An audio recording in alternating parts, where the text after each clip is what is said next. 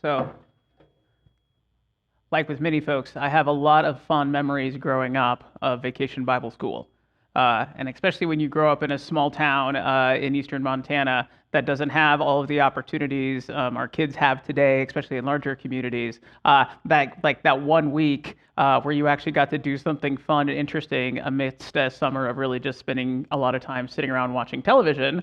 VBS was a really fun thing, and my church put a lot of time and energy into it, and I loved it. And I would go every year I could go, I would go, and as soon as I couldn't go anymore as one of the kids, I became a volunteer so that I could keep going and keep participating in it all the way through high school. Is still something I enjoyed doing. Eventually, like the biggest things for me as far as church were concerned, once I got a little bit older and into middle school and high school, was the week of church camp and then the week of VBS. And the thing that I always loved doing, and I could do pretty much every year, was the games. So I got to hang outside and play Duck Duck Goose and Red Rover, which you're not allowed to do anymore. And actually, if I think about it, I think there's a lot of games we used to do with those kids that you're not allowed to do anymore. Kids were, I don't know, they're tough. But I love VBS. So years later, when I was serving in my very first church in ministry, this little small downtown church in South Columbus, in a really kind of working class, working poor neighborhood, we didn't have a lot of resources. We had very few people. But that first spring I was with them, they came to me. Some of the leaders came to me. They said, "We'd really like to try doing VBS. We haven't done it in years." But through a couple of the different ministries we were doing in the community, we thought we do have some kids around that we think we could pull in. We would like to give it a try. And of course, I'm always up for trying. If you haven't figured that out, if you have a good enough idea or even a not good idea, we're always willing to give something a try, because what's the worst that happens? Well, in this case, I'm like, that sounds great.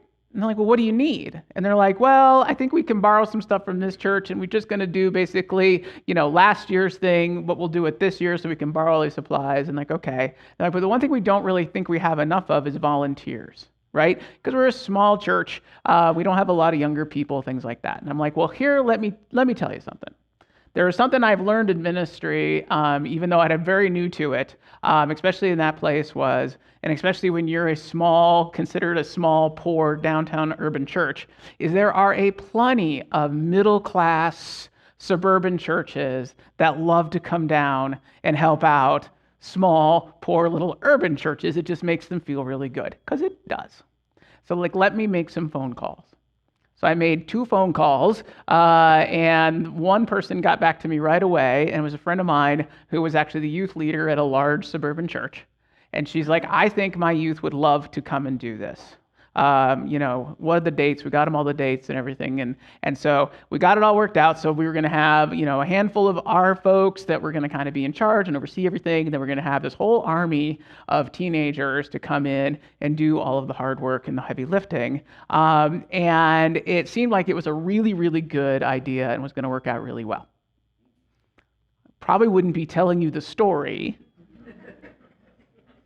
Well, the first day it was okay, and it worked, and we got through it. But nobody had done this in a while. It's the first time we'd done it. We managed to pull in about 30 kids from the neighborhood, which was more than we were frankly expecting. And we got through it. And the Tuesday came, and we got through it. And we were doing it in the afternoons.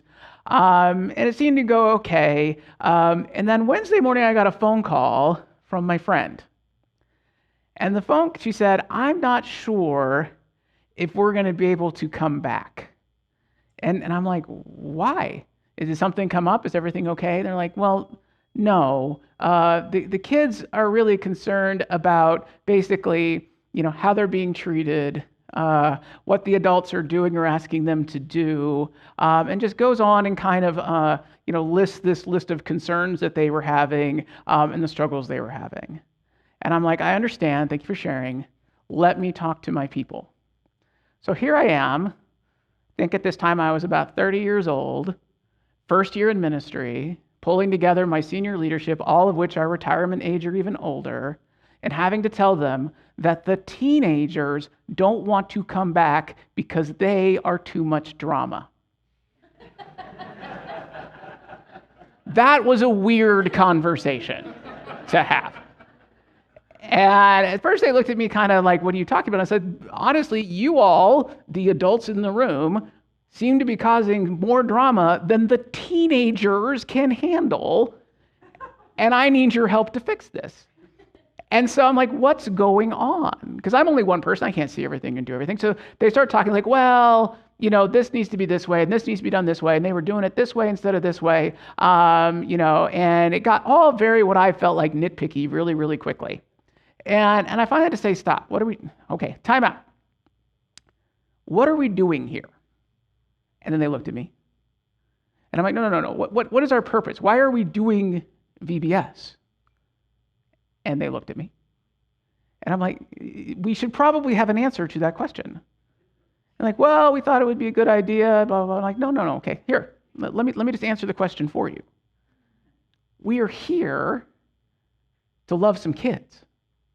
We are here to bless some kids. We're here so that some kids who probably have not experienced this kind of love and grace get a chance to experience it. We're here so that they can have an opportunity to experience God and experience Christ through the work that we do.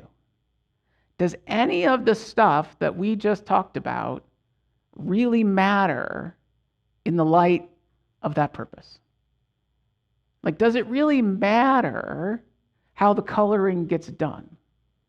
Doesn't it matter more that they know what it is and why it is they are coloring the picture they are coloring? What the story behind it is, what the grace behind it is, and what the love behind it is. Isn't that why we're here? How can we do that for them if we can't first do it for each other? We wanted to do VBS, but we didn't know why we wanted to do VBS. We didn't really have a good understanding of what our intention behind it was. And because we didn't understand that, it got very easy to get distracted by, instead of why we were doing what we were doing, instead we got very obsessive about what we were doing. And what we were doing and how it was being done and whether it was being done in the right way or the wrong way, with the right way typically being not actually the right way, just the way I would prefer it was done. When we don't know why and we don't know what our intentions are when we do the things we do, what oftentimes takes its place is our preferences. And while our preferences aren't necessarily a bad thing, when we're doing important work, and especially when we're doing work in the name of God, our preferences cannot and should not be the most important thing. The most important thing should be the intention behind what we are doing. Now, Paul is actually talking about, if you believe it or not, something very similar in this passage. He is talking throughout this whole area of 1 Corinthians. He's talking to the church, and he's talking about like what the church should be like and who they should be together, and how it is that it is to work. And he gets to this section right here, which is actually really profound and really important, but as is often the case, a little bit lost on us. And so we're going to need to take it in two sections. First, he has this whole conversation about circumcision, which really is not something we spend a lot of time talking about in the life of the church today. I don't care. But actually at the time was a pretty big deal. Or at least pretty big deal for about half of the population. And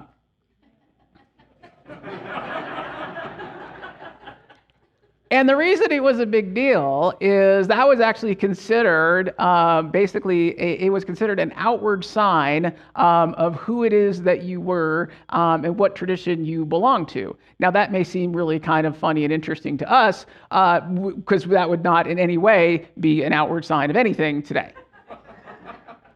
But at the time, if you've ever traveled in that part of the world, and you've seen kind of, how things worked then, one of the things that's famous about like the Roman world at this time is they actually had indoor plumbing. But the idea, which is great, yes, they had plumbing, but the indoor part is actually saying it a little generously. They didn't do things the way that we did them. People did not have baths in their homes the way that we did them. So a lot of stuff that we would consider very, very private activities today were actually activities that were actually done quite often in the public. right? We actually have stories in the Bible where the disciples are actually out fishing, and towards the end, I think it's the Gospel of John, when Jesus appears on the beach, the first thing that they have to do when they see Jesus on the beach is they have to put their clothes on, because the Bible is very specific that the men were out fishing and they were out fishing naked. Being naked around other people that you did not know well or were related to was not uncommon at that time. In fact, it was very common. So when we talk about circumcision, it's not so much what that is that we're actually talking about. What we're talking about is an outward sign, something that, communicates to people something about you, who you are, and who you belong to. And so when Paul goes through this whole thing, and by the way, of course, if you come from Paul's tradition, and the same as Jesus' tradition, the tradition of the Israelites, tradition of the Jews, there is no outward sign more important than that. So when Paul goes and says something radical, like whether or not you have been circumcised is not only unimportant, but is in fact nothing. That is a really big and important statement he is making. It is huge. It's huge for two reasons. One is it says that within this community, within this church that Paul is building, there are people that are both ways. There are Jews and there are Gentiles. In a time and a place when those two did not mix very often, and certainly did not mix around anything religious. So first of all, he's saying, you're both here. You both get to be here. And one of you does not have to become like the other in order to stay. Because the outward signs, those things that you previously looked at as something incredibly important, in this place, in this community that is centered on Jesus and Jesus' teachings, doesn't matter. The outward visible appearance of who you are, or the assumptions that people make based on your appearance and who you are, don't matter when it comes to the church. That was a radical statement Paul made. And then he goes on to make another one. And the other one he makes, the other one he makes is the statement about people who might be slaves and people who might be free. Now, same thing again. What he's first and foremost saying is there are both kinds. There are slaves and there are free people, with both within the same church, within the same community, within the same group. Again, rather radical. Did not happen much outside of that. And instead, he's saying that status that you wear, right, that status that society gave you, that status that you probably didn't pick but were assigned by others, in God's house and in God's place does not matter. Now, he does not say, and there's some misreadings on this scripture a lot, he does not say that slaves should not attempt to become free. There were a lot of ways in the first century for slaves to become free. And oh, by the way, the standard disclaimer is slavery in the first century looked very different than the slavery we tend to picture. But there are many ways for slaves to become free. He doesn't say anywhere in there that slaves shouldn't attempt to become free. In fact, in other places, he says especially that. What he is saying in this passage is that don't let that status hinder you from doing the work that you can do here and now. Don't let whatever burden you may be carrying, whatever labels you may be carrying, whatever labels the world or society or your friends or the community may have given you, don't let those determine what it is that you can do in the here, in the now, to be the hands and feet of Christ. The only thing that determines that is what God has called you to and what God has equipped you to. So the outward signs that you may or may not wear, that you may not choose to wear, those don't matter. The signs and the labels you are assigned by society and the boxes that they put you in do not matter. What matters? What matters are your intentions. Is it your intentions to follow in the ways of Christ? Is it your intention to do the things you have been called to do? Probably the least helpful phrase that has ever been constructed in the English language is this one. The very famous, if you know any quote about intentions, it's this quote, right? The road to hell is paved with good intentions. This is an awful, untrue, terrible statement. Our intentions are all we have. So much of what we do in life, so much of what happens around us is so completely and utterly out of our control right? What happens once something leaves us and goes out into the world is subject to so many different things, so many different variables, so many different influences that we can have no influence over. The only thing we actually have is the intention that we held on to when we did whatever it is we did, offered whatever it is we offered, prayed however it is we prayed in the first place. Our intentions actually matter an incredible amount. Now, John Wesley, the founder of Methodism, understood this too. And the thing that he understood, and John Wesley, of course, wanted to reform the church in its day. He wasn't the first and he wasn't the last who wanted to be a reformer. He never designed or wanted to set up a new denomination. What he did is he looked around the Church of England that he was a part and said, something is wrong here. Something needs to be different. And the thing that he looked at and thought needed to be different was not actually what they were doing. John Wesley never said that the church needed to worship in a different way or have different practices or anything like that. He very rarely concerned himself with any of those things.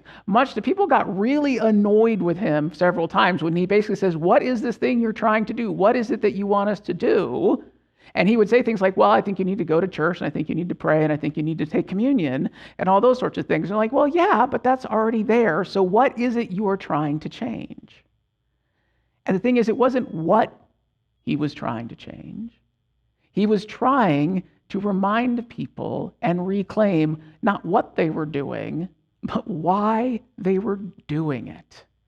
He looked around and saw a church that may have been going through the motions and had practices that he recognized and were familiar, but were doing it for reasons that he did not agree with. He looked around and saw a church that wasn't, instead of taking people out of the boxes, instead of taking labels off of people, was in fact reinforcing them. A church that through its actions and what it did and who it talked to and who it didn't talk to and who invited in and who it didn't invite in was basically reinforcing the various ways that society at the time was segregating itself. It had taken sides in a way that Wesley didn't think we should. He believed in the kind of church that Paul believed in, that Jesus wanted us to have, which is a church where rich people and poor people worship together and on equal footing, where people can come together, offer whatever it is they have, whether it be a lot or whether it be a little, where everyone's opportunity to offer up their gifts and graces and work is accepted and respected, where everybody, no matter where they are, what outward signs they wear, where they happen to be born, or what labels have been affixed to them, is given the chance to know about God, to know about Christ, and to experience the work of the Holy Spirit. Wesley didn't want to change the what of the church. He wanted to change the why of that they were doing it. And that turned out to be far more radical and far more dangerous to most people than he would ever know.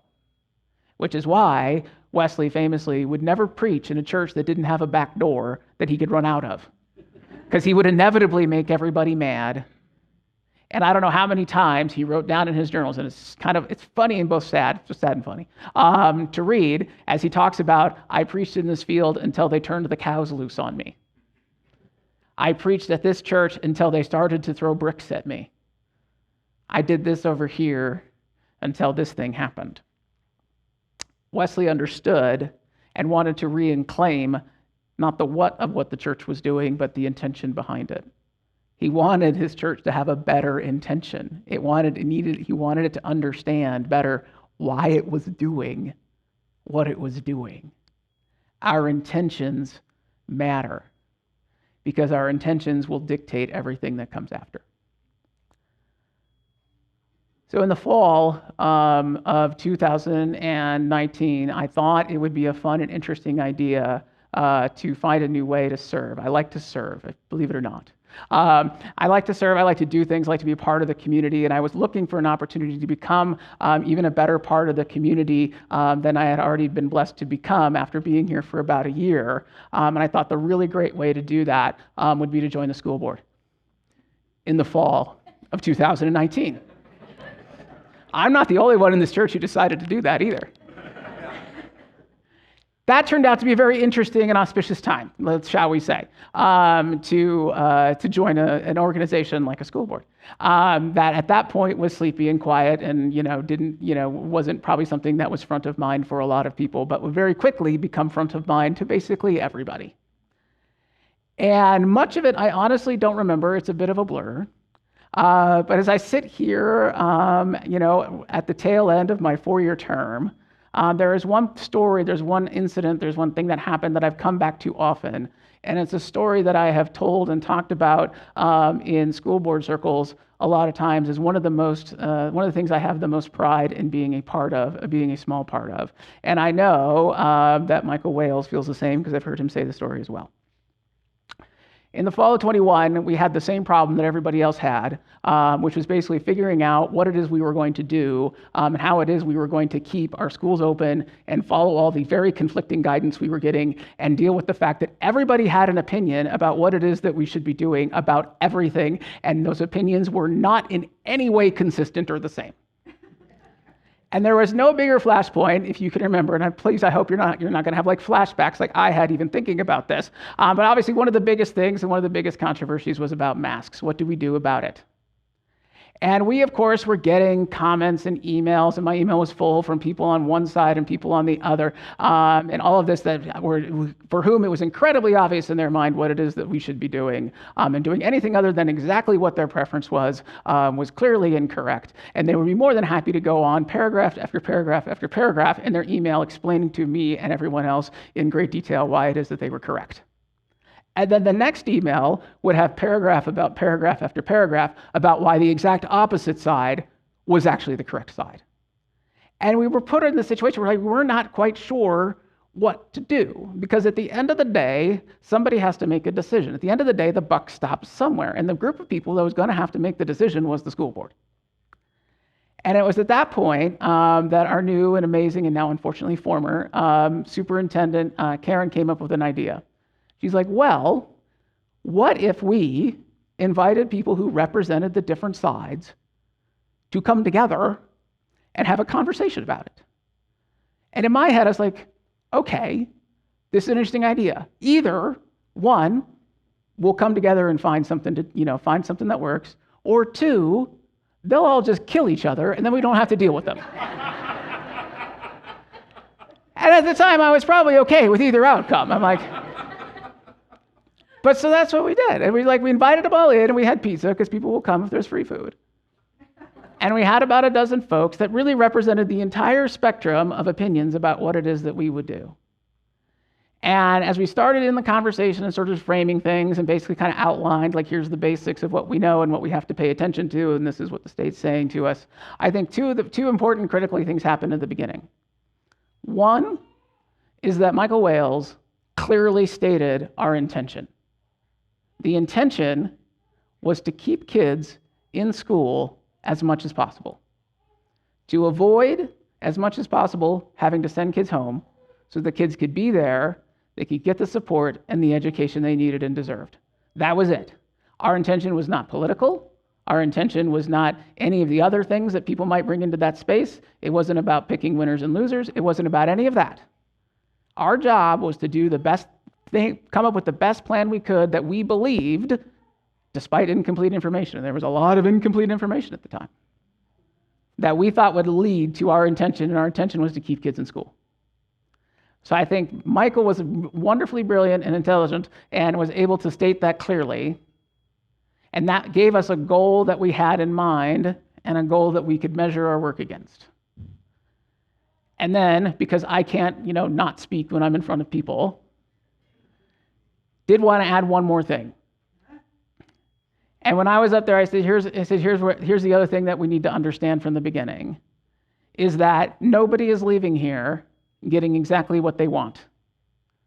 Nobody's leaving here with all of their preferences being met. Our goal is not to leave here with something that is ideal because we can't do that. Our goal is to leave here with something that at least most of you can live with. When you're leaving here, I want to know not necessarily what you want or what your preferences are. I want to know what you can live with. And over 2 meetings, these dozens of people who, frankly, probably did not come in there knowing or liking each other very well. We eventually came up with a plan that we wrote out on the board, and we basically said, like it, I can live with it, I can't live with it. We had 13 people. 12 of the stickers were either in like it or I can live with it. When the plan was then presented to the school board by one of the community members, one of the things they said in their presentation of it is, this is not everything that I would want to do. Basically, this is not 100% my preference, but I can live with it, and I think it's good work, and it meets our goal and our intention to keep the kids in school. Our intentions matter. Our intentions to do what God calls us to do matter. And I think the one thing that is hard for us to remember, and we sometimes struggle against, is recognizing that our intentions and our call to live as Christ called us to live is actually more intentional, more important than our preferences. And one of the most important pieces of work that each one of us has to do, that only we can do, and that only we can do for ourselves, is to sit and can really honestly think about what it is and what it is that we believe, and what is it of what we believe is our preference, and what is something else.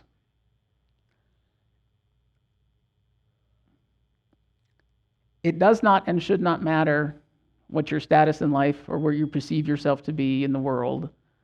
It should not matter what that is for you when it comes to coming and being part of the church and doing the work that God calls us to.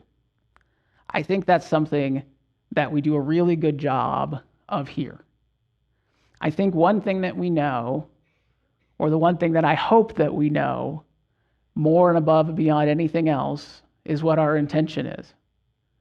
And I at least know what mine is, and I hope I have some idea what yours. Because I think our intention as a church and as a community is the same one that the church and community has always tried to have, which is we were a place that loves God, loves neighbor, and loves ourselves. That our intention is to help people learn to love God and love neighbor and love themselves in whatever form that may take. And that work and that intention should and does, and we should strive to be above and beyond anything else that we may consider. I think we have the right intention when we gather for VBS. I think the questions we ask when we put experiences like this together are the right ones. What is the experience our kids going to have? Is it going to be loving? Is it going to be life-giving? Are they going to learn something important? Yes, all the decorations and all of this stuff is amazing, but we don't do it to show off. We do it because we actually want the kids to come in and be wowed, but we also want the kids to know something that they themselves are probably not aware of at the time, but that we know, which is we put the time and the energy and the effort in to make it as good and as special and as wonderful as he has, because the thing we want those kids to know more than anything else is they're worth the time, the energy, and the effort. We did not do this for us. We do not do anything that we are about to do this week for us. We do it for them because they are worth it, because they are valuable, because they are loved, and we are called to love them, whether we've met them before or whether we've just met them that day. These kids and their families and their parents are our neighbors, and we live our intention by the work that we do. John Wesley was asked at one point to help define what it is to be a Methodist. And so he wrote down something, and something that you can look up called Advice to People Called Methodists, basically helping you understand this is who you are. So we're going to finish today with good words from John.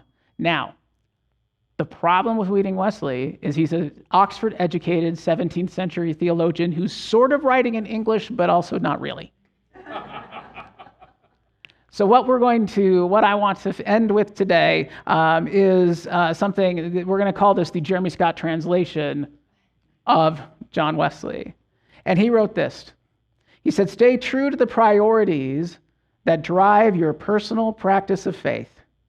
Use every practice you believe is from God, but avoid looking down on those who do not use them. Be faithful to your practices, but love those who do not do the same. Test your personal opinions often to make sure they agree with truth and reason. But do not have anger, dislike, or contempt toward those whose opinions differ from yours. Condemn no one for not thinking as you think. Let everyone enjoy the full freedom to think for themselves. Let everyone use their own judgment, trusting that each of us will be asked to give our own account of our actions to God. If you cannot love or reason another into seeing the truth, do not attempt to force them. If love will not compel them, leave them to God, who sits over all. Amen.